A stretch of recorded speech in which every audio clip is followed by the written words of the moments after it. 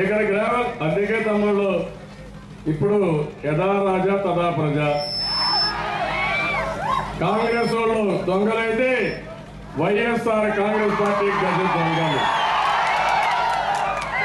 మీరు ఒకసారి ఆలోచించండి. డబ్బుల కోసం హత్యలు చేయడం, రాజకీయం కోసం హత్యలు చేయడం, రాష్ట్రాన్ని దోచుకోవడం, సెటిల్మెంట్లు చేయడం వైఎస్ఆర్ కాంగ్రెస్ కు అలవాటు అయిపోయింది. రాష్ట్ర సంపద పేదవాళ్ళకందరికీ పప్పుల బెల్లాలు పెట్టి లక్షల కోట్ల రూపాయలు కొడుక్కి దోచిపెట్టిన పెద్ద మనిషి ఆనాటి ముఖ్యమంత్రి రాజశేఖర్ రెడ్డి. ఇక్కడ కూడా మా తమ్ముడు చెప్పినట్టు మాజీ ఎమ్మెల్యే రమణ గారి అందరూ అదే పని. తమ్ముళ్ళు ఒకడు కాదు, ఒకవేళ ఎవడన్నా చేయకపోతే వాడిని మనం అపార్థం చేసుకునే పరిస్థితిలో ఉంటాం. ఆ విధంగా ప్రస్తుతం కాంగ్రెస్ దొంగల పని చేశారు. మీరు ఒకసారి ఆలోచించండి. నేరాలు కూడా నేర చరిత్ర రాజకీయాల్లో పెరిగిపోతా ఉంది. నేను 9 సంవత్సరాలు ముఖ్యమంత్రిగా ఉంటే రౌడీలు అనేవాళ్ళు లేరు, ముఠాలు లేరు. మీ ఆస్తులకి అదే మరి మీ ప్రాణాలకు రక్షణ ఉండేది. ఈ రోజు ఏం జరుగుతుందో చూడండి. 2000 ఓట్లని పరిటాల రవీంద్రని చంపడానికి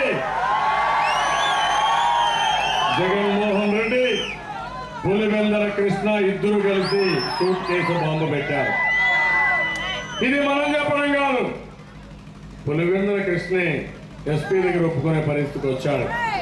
ఆ తర్వాత పరిటాల రవీంద్రని మన పార్టీ ఆఫీసులో, జిల్లా ఆఫీసులో దారుణంగా చంపేశారు. ఆయన చంపిన తర్వాత 5-6 మందిని వరుసగా హత్యలు చేశారు. డాక్టర్ సాంబశివరావు, అదే మరిగా మొద్దు శ్రీనివాసులు రెడ్డి, పట్టోళ్ల గోవర్ధన్ రెడ్డి, అదే మరి ఇంకో పక్కన చూస్తే మొన్న సూరి. ఎందుకు చంపారని అడుగుతున్నా. వాస్తవాలు బయట వస్తాయని ఒకరిని చంపారు, ఇంకొకరిని చంపుతూ మొన్న కూడా భానుకిరణ్ కూడా చంపేసేవాళ్ళు. అదృష్టం కొద్ది వాడు దొరికి ఈరోజు వాస్తవాలన్నీ బయట పెట్టే పరిస్థితి వచ్చింది. మీరు ఆలోచించండి. ఎవరైతే భానుకిరణ్కి గురువు పులివెందల కృష్ణ, పులివెందల కృష్ణకు గురువు జగన్మోహన్ రెడ్డి. ఈరోజు ఇలాంటివి చాలా జరుగుతున్నాయి. చాలా బాధేస్తుంది, ఓసారి ఆవేదన కలుగుతుంది. సెటిల్మెంట్లు చేస్తున్నారు, ఇష్టానుసారంగా బెదిరిస్తున్నారు, దోపిడీ చేస్తున్నారు. రేపు కానీ మనం కానీ ఏమారితే మీ ఊర్లో కూడా పులివెందల కృష్ణ కూడా తయారవుతాడు, మిమ్మల్ని అందరినీ బెదిరిస్తాడు. మీరు కూడా మాట్లాడే పరిస్థితులు లేకుండా పోతుంది. ఆల్రెడీ అప్పుడే మా తమ్ముడు చెప్పినట్టు అప్పుడే బెదిరిస్తున్నారు. బెదిరిస్తారు తమ్ముడు, తోక కట్ చేద్దాం. నేను ఒకటే చెప్తున్నా, రౌడీ ఈసానికి నేను భయపడను. రాజశేఖర్ రెడ్డికి భయపడలేదు. ఆ రోజు చెప్పా, దిక్కున్నది ఇక్కడ చెప్పుకో, చేతనైన పని చేయమని ఆ రోజు నేను చెప్పాను. అదే మరిగా నేను ముఖ్యమంత్రిగా ఉన్నంత వరకు కడపలో కూడా రాజశేఖర్ రెడ్డి తోక కదిలించకుండా ఎక్కడికైనా కట్టడి చేశాను. నేను ఒకటే మిమ్మల్ని కోరేది, ఈరోజు ఒక చేతగానే నిన్న ఈరోజు పేపర్లో చూశాను. చూస్తే ఏదైతే అక్రమంగా సంపాదించిన ఆస్తులతో పేపర్లు పెట్టి అవన్నీ కూడా సీజ్ చేశారు. అకౌంట్ సాక్షి కానీ, సాక్షి టీవీ కానీ, జనని కానీ సీజ్ చేస్తే దానికి ప్రజాస్వామ్యానికి ఏదో అయిపోయినట్టు, పత్రికా స్వేచ్ఛకే ప్రమాదం వచ్చినట్టు ఈరోజు బ్లాక్ డే అని పెద్ద ఎత్తున కథలు చెప్పే పరిస్థితి వచ్చింది.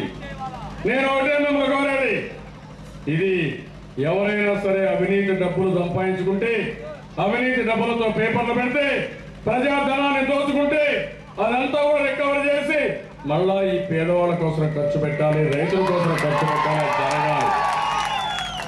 చట్టానికి ఎవరు కూడా అతిథులు కాదు. బంగారు లక్ష్మణ్ ఒక ఎస్సీ బీజేపీ ₹1,00,000 తీసుకున్నాడని 4 సంవత్సరాలు జైలు, అదే మరిగా ఫైన్ వేసే పరిస్థితికి వచ్చారు.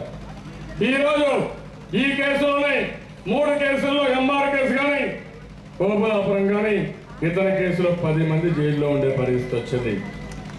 ఎవరైతే ఇష్టానుసారంగా దోచుకున్నారో, రాష్ట్రాన్ని దోచారో వాళ్ళకు కూడా పనిష్మెంట్ ఉండాలి. చట్టం అందరికీ సమానం తప్ప పేదవాడికి ఒకటి, డబ్బులుండేవాడికి ఒకటి, రౌడీలకు ఒకటి, ఎదిరిస్తే ఒక చట్టం ఉండదు. చట్టం అనేది అందరికీ సమానం. చట్టం ముందర అందరూ సమానం తప్ప ఇష్టానుసారంగా ఉండడానికి వీలు లేదని చెప్పి మీకు తెలియజేస్తున్నాను. అమెరికాలో ఆ రోజు ప్రెసిడెంట్ గా ఉన్న బుష్ అయితే ఆయన కూతురు కారు డ్రైవ్ చేస్తూ తాగి డ్రైవ్ చేసింది. అక్కడ తాగి కారు డ్రైవ్ చేస్తే తప్పు. ఇమ్మీడియట్ కేసు పెట్టారు. కేసు పెట్టడం కాదు, అమెరికా అధ్యక్షుడికి చూడకుండా ఇమ్మీడియట్ గా జైల్లో పెట్టారు. అలాంటి చర్యలు మన దేశంలో రావాలి. ఎవరు తప్పు చేసినా కఠినంగా పనిష్మెంట్ ఇస్తే ఈ దొంగలకు భయం ఉంటుంది. ఈ దొంగలు చేసే పని ఎక్కడికక్కడ రక్షించే పరిస్థితి వస్తే, భయపడే పరిస్థితి వస్తే ఇంకా మాఫియాల రాజ్యం అయిపోతుంది, రాష్ట్రం కప్పైపోతుంది, భావితరాల భవిష్యత్తు దెబ్బతింటుంది. నేను అందుకనే మిమ్మల్ని కోరుతున్నా, రేపు జరిగే ఎన్నికలు ధర్మ పోరాటానికి జరిగే ఎన్నికలు, న్యాయ పోరాటానికి జరిగే ఎన్నికలు. కావాలని కొంతమంది ఈ రాష్ట్రాన్ని భ్రష్టు పట్టించి ఎన్నికలు తీసుకొచ్చారు. ఎన్నికలు తీసుకొచ్చి ఎన్నికల్లో గెలిచి మళ్ళా 1,00,000 కోట్లని 10 లక్షలు చేస్తారో ఎన్ని లక్షలు చేస్తారో అది కానీ ఇష్టానుసారంగా ఆలోచిస్తున్నారు. వీళ్ళ ఆటలు సాగవు. ప్రజాస్వామ్యంలో ప్రజలు అంతిమ నిర్ణేతలు. ఈరోజు ఈ ఊర్లో షెడ్యూల్ కులాలు ఉన్నారు. నేను అడుగుతున్నాను, రాజశేఖర రెడ్డి వరగబెట్టింది ఏముందని అడుగుతున్నాను. మీరు ఒకసారి ఆలోచించండి. 37 ఎకరాలు 677 మంది కాదు, మన నాయకుడు ఎన్టీ రామారావు గారు వచ్చిన తర్వాతనే పేదవాళ్లకు పక్కా ఇళ్లు కట్టించింది. అందులో 50% ఎస్సీలకు ఎస్టీలకు పెట్టాం. మనం 50 ఎకరాలు లేబర్కి ఇచ్చాం. ఇంకా చాలా పనులు చేశాం. రాజశేఖర రెడ్డి ఏమీ చేయకుండా 50% రిజర్వేషన్ ఉంటే ఇళ్లకు అది తీసేసి కాంగ్రెస్ దొంగలు ఇష్టానుసారంగా ఒక్కొక్కరు 10 ఇళ్లుగా తీసుకొని దొంగ పేరుతో తీసుకొని ఇళ్లు కట్టి సోహా చేసే పరిస్థితికి వచ్చారు. ఇంకో పక్క 17,000 కోట్ల రూపాయలు సప్లాన్ లో ఖర్చు పెట్టకుండా అవాయిడ్ చేసే పరిస్థితికి వచ్చారు. నేను షెడ్యూల్ కులాలు ఒకటే కోరుతున్నాను. తెలుగుదేశం పార్టీ న్యాయం చేశాం, మిమ్మల్ని ఆదుకున్నాం, సంక్షేమ కార్యక్రమాలు ఇచ్చాం. మీ పిల్లలకు ఫీజు రియంబర్స్మెంట్ చేసి ఉచితంగా ఇంజనీర్లుగా డాక్టర్లుగా చేసింది తెలుగుదేశం పార్టీ తప్ప ఈ దొంగ కాంగ్రెస్ కానీ కాదు. ఆ విషయం గుర్తుపెట్టుకోవాలి. అందుకని నేను మిమ్మల్ని అందరినీ కోరుతున్నా, సమయం తక్కువ ఉంది కాబట్టి ఎక్కువ మాట్లాడలేకపోతున్నాను. మా ఆడబిడ్డలు ఉన్నారు. మళ్ళీ మీకు డాక్టర్ సంఘాల్లో రివాల్వింగ్ ఫండ్ కానీ పొదుపు ఉద్యమం కానీ వంట గ్యాస్ సిలిండర్లు ఇచ్చింది, ఆడపిల్లలకు సైకిల్ ఇచ్చింది, ఉద్యోగాల్లో కాలేజీలో రిజర్వేషన్లు పెట్టింది తెలుగుదేశం పార్టీ. ఆస్తిలో సమాన హక్కు ఇప్పించింది మన నాయకుడు ఎన్టీ రామారావు గారు. ఇలాంటివి చాలా చేశాం. అందుకని యువత కూడా మీరు గుర్తుపెట్టుకోవాలి. తమ్ముళ్ళు ఊర్లో చాలా హుషారుగా ఉన్నారు. మొత్తం రాష్ట్రంలో యువత చైతన్యవంతులు కావాలి. ఈ కాంగ్రెస్ దొంగల గుండెల్లో నిద్రపోవాలి. అదే మరి వైఎస్ఆర్ కాంగ్రెస్ పార్టీ ఏదైతే అబద్ధాలు చెప్పి పబ్బం గడుపుకుంటున్నారు, ఓదార్పు యాత్ర పేరు పెట్టి ప్రజల్ని మోసం చేస్తున్నారు, దానిపైన మీరు చైతన్యవంతులు కావాలి. అందుకని తెలుగుదేశం పార్టీ రాజీ లేని పోరాటం అవినీతి పైన చేస్తున్నాం. నాకు ఏమాత్రం అనుమానం లేదు. పత్తిపాడు సైకిల్ అసెంబ్లీకి దూసుకొస్తుంది.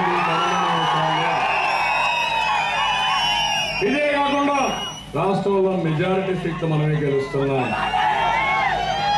మా తమ్ముడు ఇద్దరు 10 సీట్లు. తమ్ముడు అని చెప్పారు, ఇంట్లో పడుకుంటే ప్రమాదం వస్తుంది. ఎవరి శక్తి వరకు కూడా పనిచేయండి. రాష్ట్రాన్ని కాపాడుకుందాం, భావితరాల భవిష్యత్తు కాపాడుకుందాం.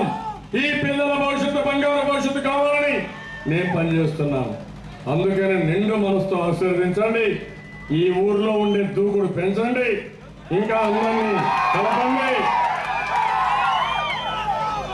ప్రతి ఒక్క కార్యకర్త బొబ్బలి పురిగా కొండవీటి సింహంగా తయారు కండి. ఎక్కడికక్కడ ముందుకు వెళ్ళండి. రేపు జరిగే ఎన్నికల్లో తెలుగుదేశం పార్టీని బ్రహ్మాండమైన మెజారిటీతో గెలిపిస్తామని గట్టిగా చప్పట్లు కొట్టి హర్షాన్ని ఆనందాన్ని కోరుకుంటూ మీరు కూడా అదే స్ఫూర్తితో ముందుకు పోవస్తుందిగా నేను మరొకసారి ఆశిస్తూ, నేను ఇప్పుడు మీ ఓటు ఎవరికంటే గట్టిగా ఊరంతా సైకిల్ అని చెప్పాలి. తమ్ముళ్ళు మీ ఓటు, తమ్ముళ్ళు మీ ఓటు.